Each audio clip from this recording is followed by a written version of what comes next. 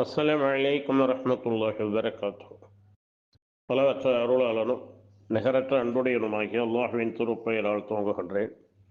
கற்றுக்கொள்வோம், கடைப்பிடிப்போம். தினம் ஒரு தகவல் எண் 1192.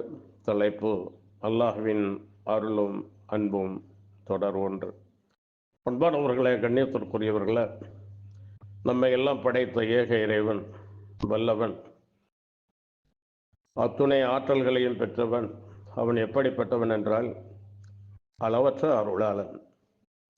அவனுடைய அருளுக்கு அளவே கிடையாது.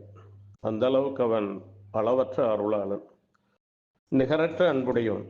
அவனுடைய அன்புக்கு நிகரே கிடையாது. அத்தகைய நிகரில்லா அன்புடையவன், வல்லவன், நம்மை படைத்த எஜமான். அவன் இறக்க வைத்த திருமறை குர்ஆனில் தோற்றுவா என்று சொல்லக்கூடிய ஆரம்ப வசனம், ஆரம்ப அத்தியாயத்திலே அல்லாஹ் இவ்வாறு கூறுகின்றான்: பிஸ்மில்லாஹிர் ரஹ்மானிர் ரஹீம். அளவற்ற அருளாளனும் நிகரற்ற அன்புடையனுமாகிய அல்லாஹுவின் திருப்பெயரால் துவங்குகின்றேன். அல்ஹம்துலில்லாஹி ரப்பில் ஆலமீன். அனைத்து புகழும் அகிலங்களின் இறைவனாகிய அல்லாஹுக்கே ஆகும். அர் ரஹ்மானிர் ரஹீம். அவன் அளவற்ற அருளாளன், நிகரற்ற அன்புடையவன். மாலிகி யௌமித்தீன். அவனே தீர்ப்பு நாளின் அதிபதியும் ஆவான். இய்யாக நஅ்புது வ இய்யாக நஸ்தஈன்.